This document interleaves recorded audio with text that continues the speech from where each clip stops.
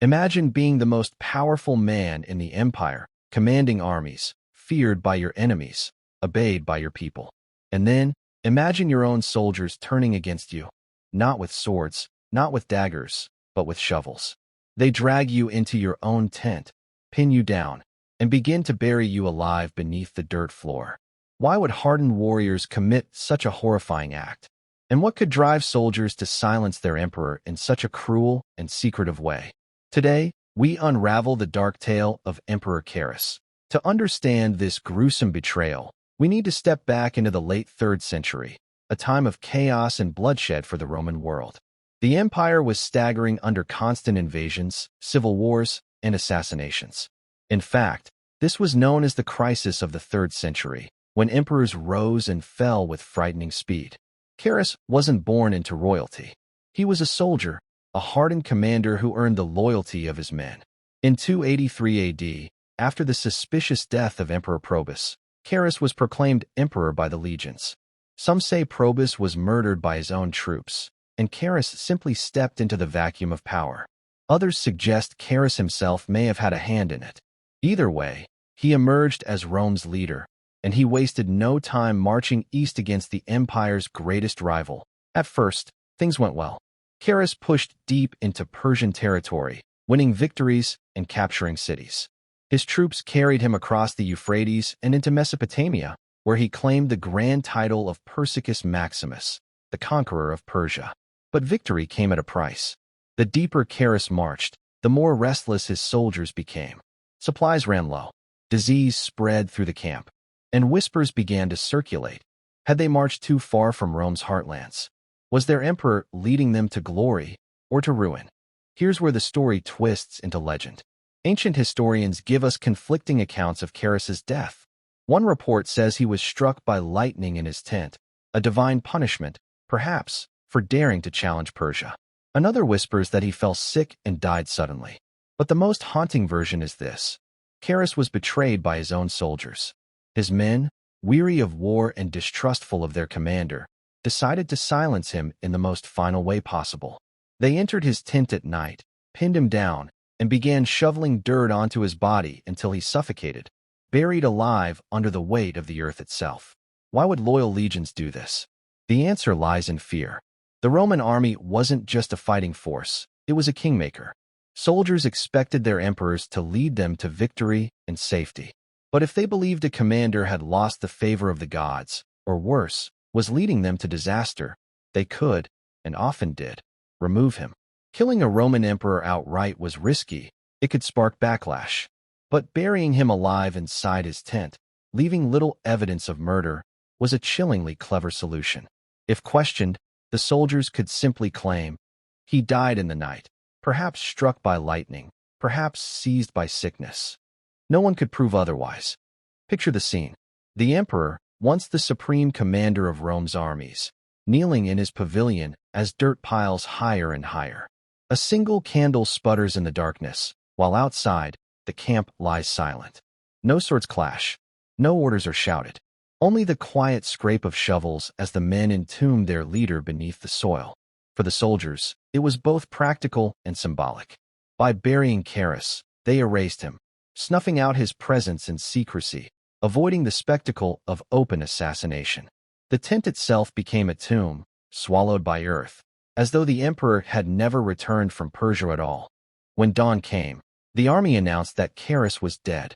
Officially, his death was blamed on illness, or on that freak lightning strike.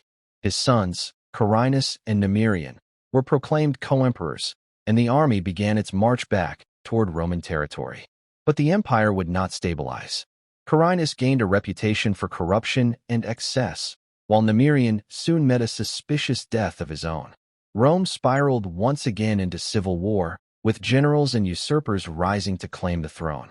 The cycle of bloodshed continued, proving that burying Carus alive had done nothing to heal the deeper wounds of the empire. So was Carus truly buried alive by his own soldiers?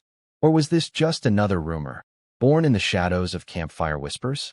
The truth is hard to untangle. Ancient sources contradict each other, and some historians argue the story of the burial was invented to disguise a more ordinary death. But whether legend or fact, The tale reveals something profound: the sheer fragility of power in ancient Rome. An emperor could rise on the loyalty of his soldiers, and in a single night, be smothered by it. If Carus was indeed buried alive, then his death was one of the best-covered conspiracies in Roman history. Ancient writers record that his men announced the emperor had been struck down by lightning. At first glance, this might sound like a wild excuse. But in Roman culture, lightning wasn't just weather. It was a message from the gods. But the soldiers' plot didn't end with Carus.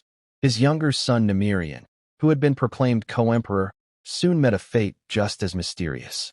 While returning from the Persian campaign, Nemirian traveled in a closed litter, hidden from public view. For days, his generals claimed he was too ill to appear. But when the stench of decay grew unbearable, the litter was opened. Inside was the emperor's corpse, rotting in silence. His death was blamed on illness, but suspicions of foul play were everywhere. Some accused his powerful Praetorian prefect, Aper, of murdering him. Others believed the army, once again, had quietly removed a ruler they no longer trusted. The elder son, Carinus, inherited the Western Empire. But instead of securing stability, he plunged Rome into deeper turmoil. Ancient sources describe him as corrupt, arrogant, and cruel. He reportedly seduced the wives of senators, executed officials without trial, and indulged in extravagant displays while his empire crumbled. Burial alive was not a common punishment in Rome. In fact, it was reserved for one specific crime: breaking sacred vows. The Vestal virgins, who were sworn to chastity, were executed by being buried alive if they betrayed their oath. If Carus was truly killed in this manner, the act carried chilling symbolism. To the soldiers, perhaps he had broken his oath as emperor, leading them too far, ignoring their safety, tempting the wrath of the gods. By burying him, they weren't just killing a man. They were performing a ritual, erasing him like a disgraced Vestal, sealing his fate with earth. This interpretation transforms the story from a simple military mutiny into something far more ritualistic and terrifying. And Carus was far from the only Roman emperor to meet a grisly end. Consider Caracalla, assassinated while relieving himself on the side of a road, or Elagabalus, dragged through the streets, mutilated, and tossed into the Tiber, or Valerian, captured by the Persians and, according to legend, used as a human footstool by the Persian king before dying in captivity. Carus's burial alive fits into this long, blood-soaked pattern. Roman emperors lived at the pinnacle of power, but their deaths were often humiliating, violent, and unforgettable. So, was Carus truly buried alive? Historians remain divided. Some argue the story is too sensational, too theatrical, to be believed. They lean toward the simpler explanation, that Carus died of illness, or was indeed struck by lightning during a storm. Others, however, see hints of truth in the burial tale. After all, Roman soldiers had a long record of murdering emperors they distrusted. Why not here? The silence, the secrecy, the lightning story, it all fits the pattern of a mutiny carefully disguised as an accident.